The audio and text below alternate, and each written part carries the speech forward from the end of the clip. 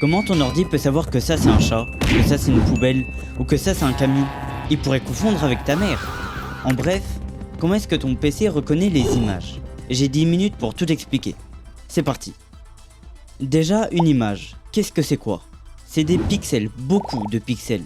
Quand on parle d'une image en 1080p par exemple, ça veut dire qu'elle fait 1080 pixels de haut pour 1920 de large, ce qui fait plus de 2 millions de pixels.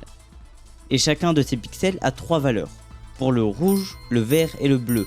Chacune va de 0 à 255, c'est le modèle RGB.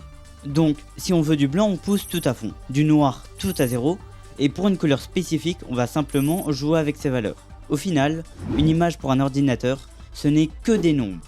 Mais pour l'instant, ça sert à rien. Il ne va rien en faire, lire ces nombres pixel par pixel n'a absolument aucun sens. Un pixel seul ne veut rien dire, c'est le motif global qui compte. Regarde, ces deux images sont pixellement très proches, elles ont toutes les deux énormément de rouge. Et pourtant, l'une montre un chat et l'autre ton big daron.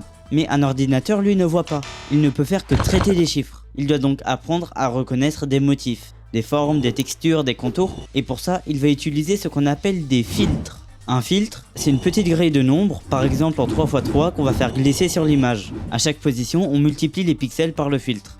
On additionne le tout et on met le résultat dans une nouvelle image. C'est ce qu'on appelle la convolution. Et ces filtres ont des effets très différents. Certains détectent les bords, d'autres floutent les images ou au contraire accentuent les contrastes.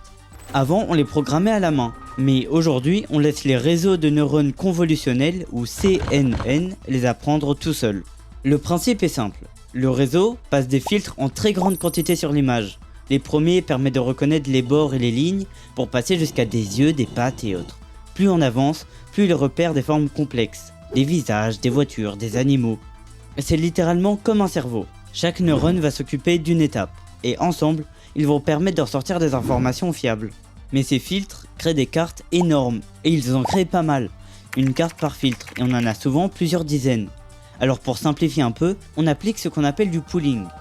En gros, on réduit la résolution de ces cartes en gardant seulement les valeurs les plus importantes. Ça permet d'avoir une image plus compacte, et surtout de rendre le réseau moins sensible aux petits décalages. Si ton chat bouge d'un pixel, il sera toujours reconnu comme un chat. Ok, tout ça c'est bien, mais comment il apprend quel filtre à utiliser? Grâce à un entraînement supervisé, on lui montre des milliers voire des millions d'images déjà étiquetées. Ça c'est un chat, ça un chien, celle-là une voiture. Et le réseau essaye de deviner. S'il se trompe, on calcule une erreur. C'est ce qu'on appelle une fonction de perte. Et il ajuste ses filtres pour que la prochaine fois il fasse un peu mieux. Ce processus s'appelle la rétropropagation. Et on répète ça des milliers de fois sur des milliers d'images, jusqu'à ce que le réseau devienne bon. À force, il comprend quels motifs sont typiques d'un chat, et il finit par les reconnaître, même dans une image qu'il n'a jamais vue. Évidemment, ce n'est pas magique. L'ordinateur ne voit toujours pas vraiment, il ne sait pas ce qu'est qu'un chat, il a juste appris à repérer des motifs statistiques. Et si tu lui montres un chat sous un angle bizarre avec un filtre étrange ou un peu trop modifié avec Photoshop, il peut se tromper. Les réseaux restent très fragiles à certaines perturbations. Heureusement, les modèles récents vont plus loin. Certains réseaux analysent les images par morceaux pour mieux localiser les objets. C'est la détection d'objets. D'autres, comme les réseaux de segmentation, attribuent une catégorie à chaque pixel de l'image. Et à l'inverse, on a maintenant des IA génératives. Elles font le chemin opposé. À partir d'un texte, elles créent une image, voire une vidéo complète. Donc, pour résumer, une image c'est des pixels, des nombres. Sur ces images, on applique des filtres qui repèrent des motifs. Le réseau apprend à les combiner. Et grâce à l'entraînement, il finit par deviner ce qu'il y a dans l'image, même s'il ne voit pas vraiment.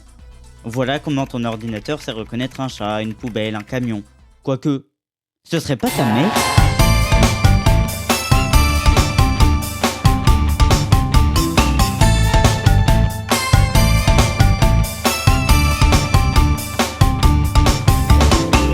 Merci d'avoir regardé, je fais pas ce genre de vidéo de base, mais je commence à me lasser de raconter des histoires. Donc je teste des vidéos explicatives, ça m'amuse plus dans le montage. Normalement la prochaine vidéo ce sera un truc histoire parce que j'ai eu quelques idées de machin truc. Enfin bref, si ça t'a plu n'oublie pas de liker, t'abonner, tout le truc des youtubeurs là. Je te dis à la prochaine.